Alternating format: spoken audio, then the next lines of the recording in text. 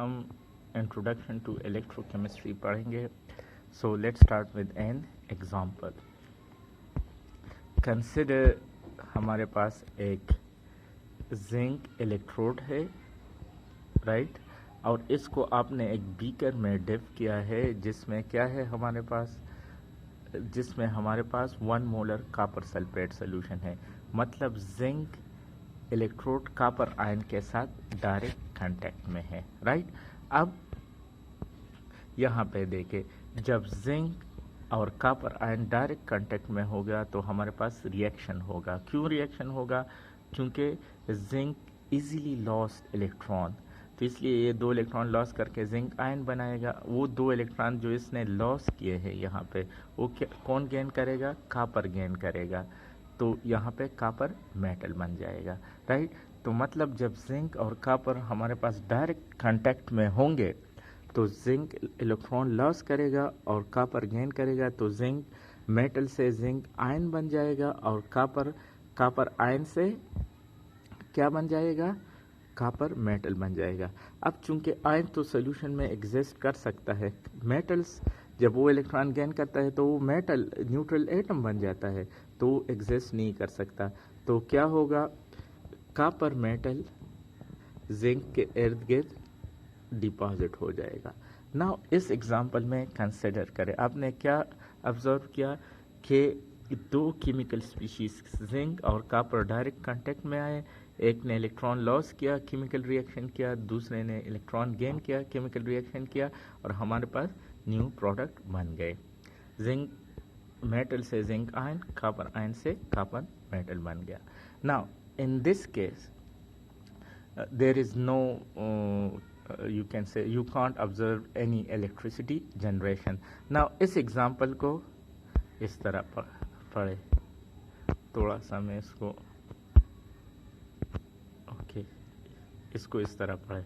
अब हमारे पास लेट से आपने जिंक मेटल लिया है और इसको कॉपर सल्फेट के बजाय 1 मोलर जिंक सल्फेट में आपने डिप किया है, राइट. और सिमिलरली आपने कॉपर मेटल लिया है और इसको कॉपर सल्फेट में डिप किया है, राइट.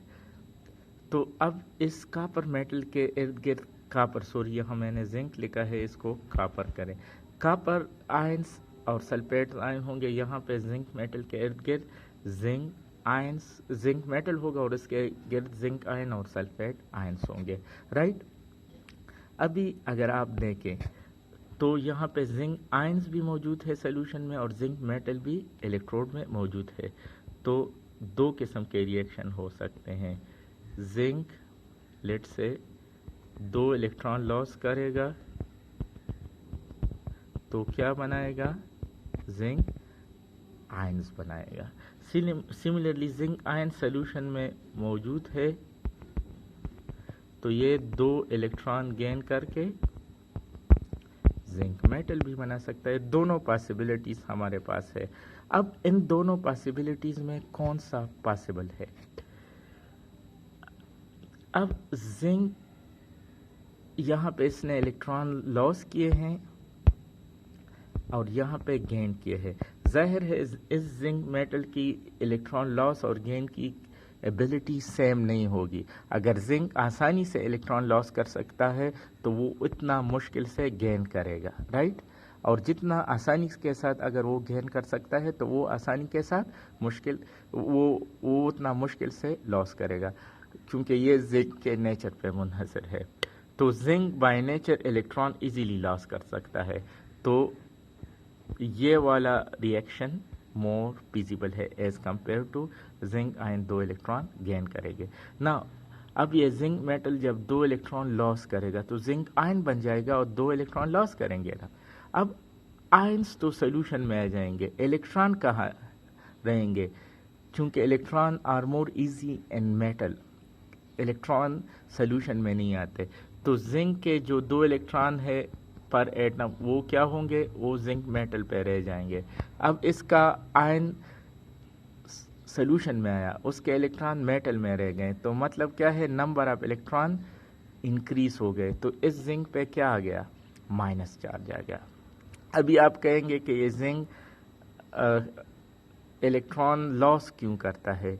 इसकी वजह यह है, सोल्यूशन को क्यों इलेक्ट्रॉन लॉस करता है? चूँकि इसकी इलेक्ट्रॉन की एनर्जी लेवल मेटल में और सोल्यूशन में डिफरेंट है, तो उसके इक्विलिब्रियम के लिए या इलेक्ट्रॉन लॉस करेगा या गेन करेगा। तो यहाँ पे जिंक क्या करेगा, 2 इलेक्ट्रॉन लॉस करके जिंक आयन बनाएगा, जिंक आयन सोल्यूशन में आएगा और उसके 2 इलेक्ट्रॉन मेटल पे रह जाएंगे, जिसकी वजह से number of electron on metal पहले न्यूट्रल था, अब इंक्रीज हो गया तो माइनस चार्ज आया। सिमिलरली अगर आप कापर को कंसिडर करें तो कापर मेटल भी है और कापर आयंस भी है, तो कापर आयंस 2 इलेक्ट्रॉन लेके कापर बन जाता है, राइट। सिमिलरली यही कापर 2 इलेक्ट्रॉन लॉस करके कापर आयन बन जाएगा। अब दोनों पॉसिबिलिटीज में कौन सी पॉसिबिलिटी ज़्यादा है, ये डिपेंड करता है नेचर पे। कापर तो कापर इलेक्ट्रॉन इजीली गेन कर सकता है, तो इसलिए वो इजीली मुश्किल से लॉस करेगा। तो इन दोनों रिएक्शन में ये वाला गेन वाला रिएक्शन इजीली होगा। जब कापर आयंस 2 इलेक्ट्रॉन गेन करेगा तो कापर मेटल बन जाएगा यहाँ पे।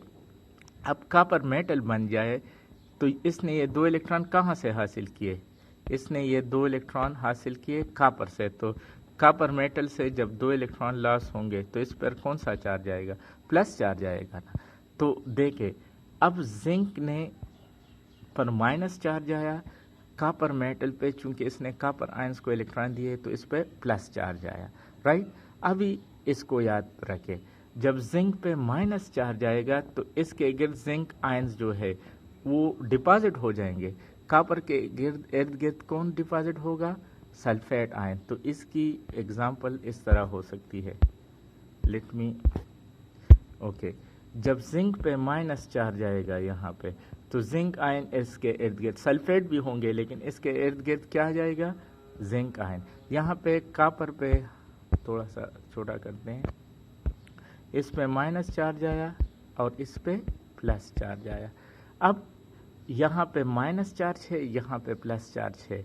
यहाँ पे जिंक ने 2 इलेक्ट्रॉन लॉस किए हैं तो जिंक आयन सोल्यूशन में आया और 2 इलेक्ट्रॉन इस पे रह गए तो इसलिए माइनस चार्ज। यहाँ पे कापर मेटल प्लेट ने 2 इलेक्ट्रॉन कापर आयन को दिए हैं, तो इस वजह से यहाँ पे क्या बन गया, यहाँ पे हमारे पास इस पे प्लस चार्ज बन गया। यहाँ पे माइनस चार्ज है, यहाँ पे प्लस, मतलब यहाँ हाई पोटेंशियल है, यहाँ पे लो पोटेंशियल।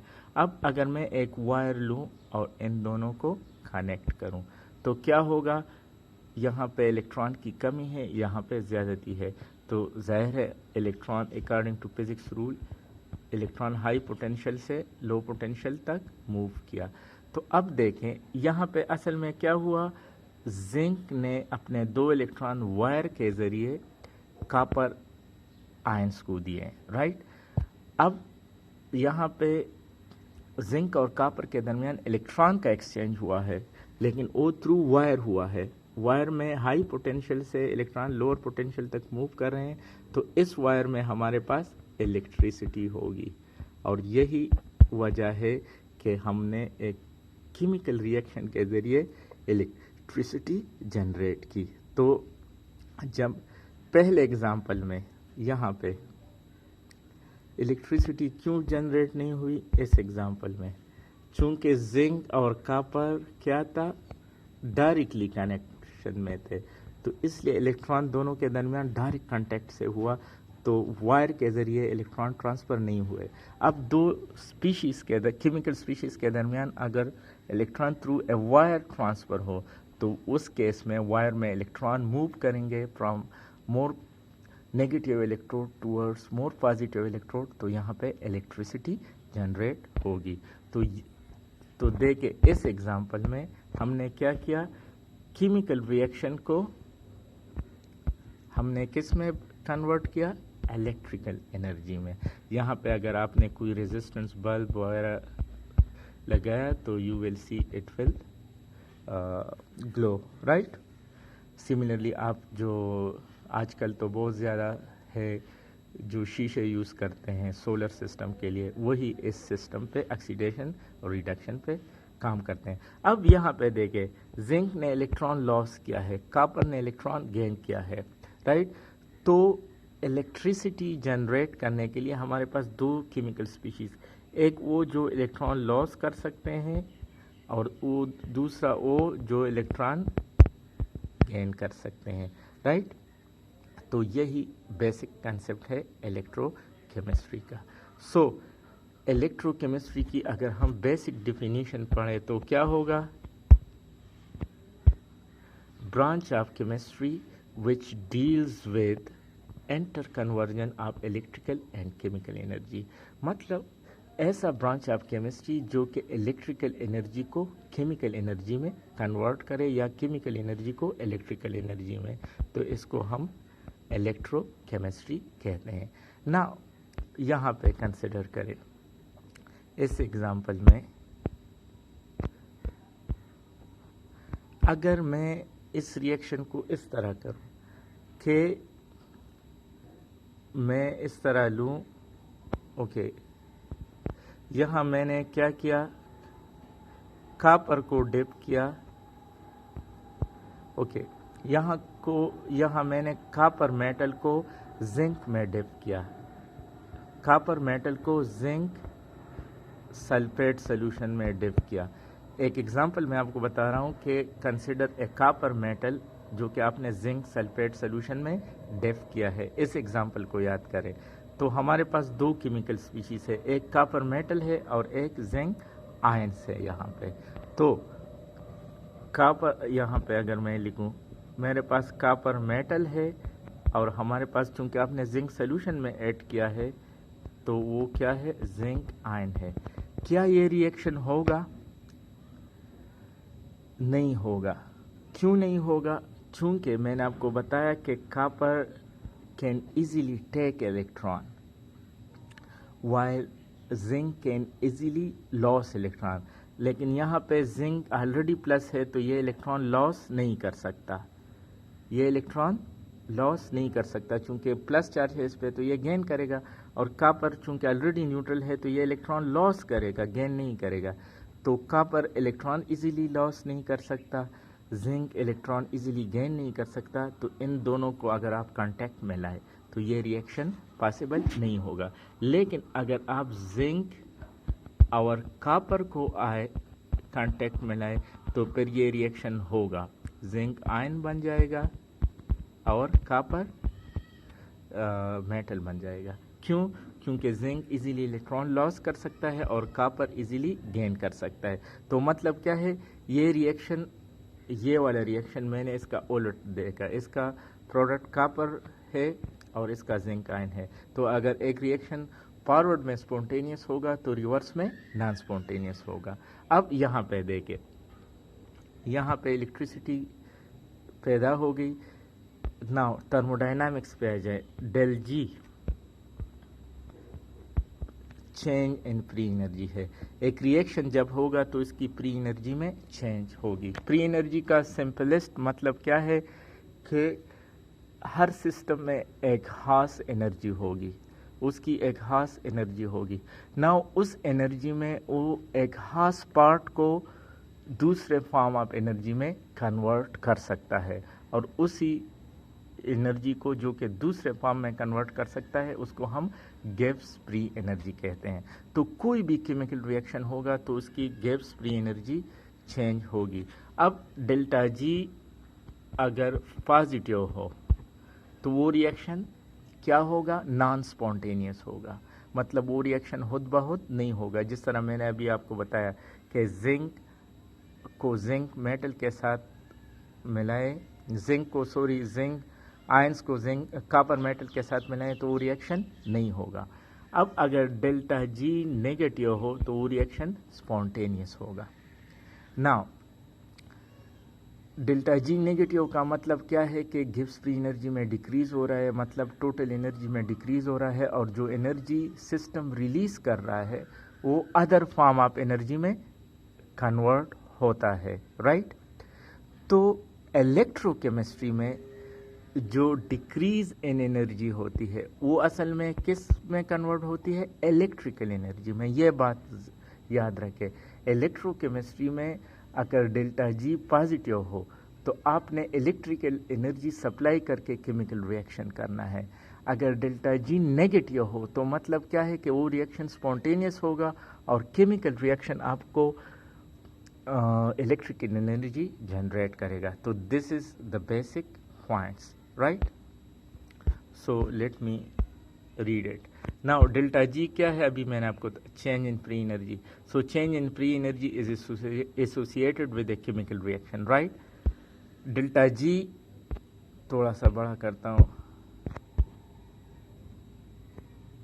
डेल्टा जी पर नॉन स्पॉन्टेनियस रिएक्शन, अगर नेगेटिव हो तो पर स्पॉन्टेनियस रिएक्शन होगा। Now the decrease in free energy in spontaneous reaction is converted to other form of energy.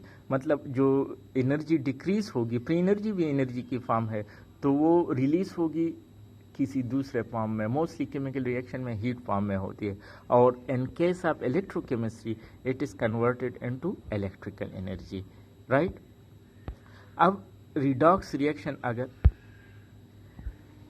अगर आपने रिडॉक्स रिएक्शन करने हैं,